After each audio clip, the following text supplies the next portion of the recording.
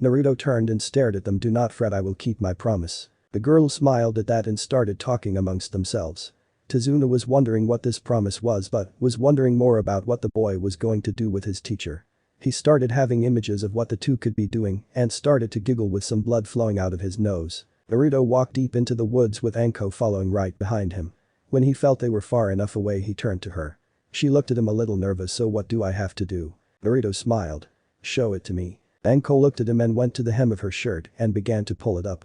She got to her navel and Naruto grabbed her hand. Not that the other it. Anko then grabbed the top of her skirt and started to slide out of it. Naruto grabbed her hand again and shook his head. Show me your curse seal. Anko looked shocked. How do you know about the seal? Sometimes when we are sparring and you use too much chakra, I see you grab your left shoulder. Once you grab it, a look of pain crosses your face, then you get a burst of black-purple chakra from nowhere. Anko stared up into his blue eyes. Do you know how I got it? No. I do not care where you got it. It looks to be causing you pain and it hurts me to see you in pain. She took off her trench coat and slid the left side of her shirt sleeve down. It was given to me by my old sensei Orochimaru. I was his apprentice and I guess you could say he was my hero.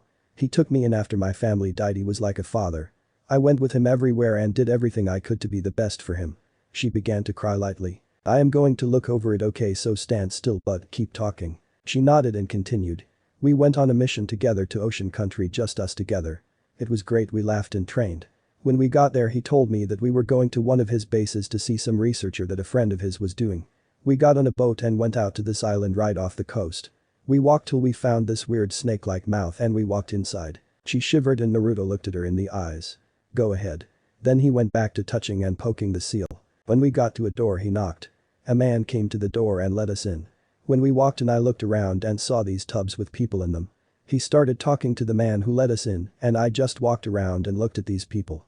It was the most horrible thing I have ever seen. They looked like they were being changed into fish. I stared at them each in turn and when I came to the last one I actually vomited. And it was a girl of maybe 2 or 3 and as I stared at her she opened her eyes. They looked like she was in real pain, so I grabbed a wrench of a work table and ran at it, ready to break it open when I was grabbed and taken off to another room. When we got there I looked to see who grabbed me and it was my own sensei. He looked down at me as I tried to ask him why he was doing this. He said to be the strongest, then his neck extended and he bite me. I screamed, then passed out. When I awoke I crawled from the room and ran back to Konoha. Naruto looked at her and tear went down his cheek. I understand betrayal. He then smiled at her. You know what I am, don't you? She nodded. I understand your pain more than anyone could. I have seen you walking around the village and being talked bad about.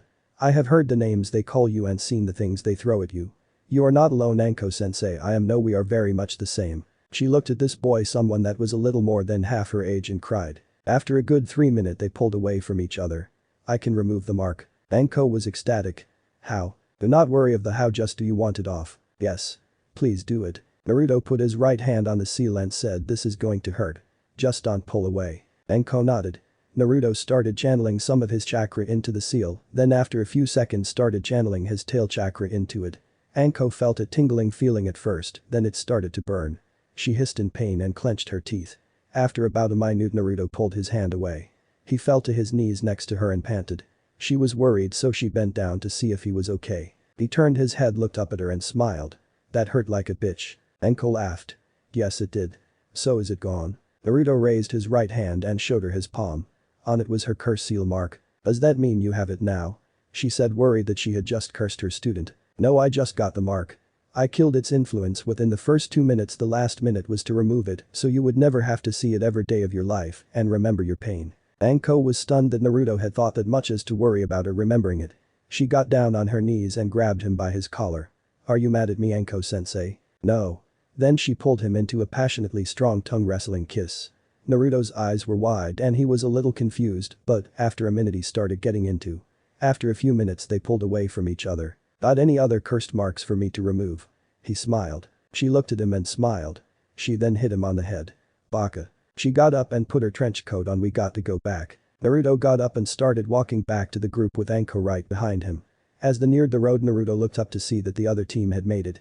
He looked closer to see who the team consisted of when he noticed that one of the new people was on their back with Alexandra stepping on him. He walked up when he noticed what team it was. It was Kurina's team and at seeing that Naruto cursed. Let him up please, Alexandra. She bent down and looked ready to hurt him bad. Alexandra now. She went rigged and stepped off him.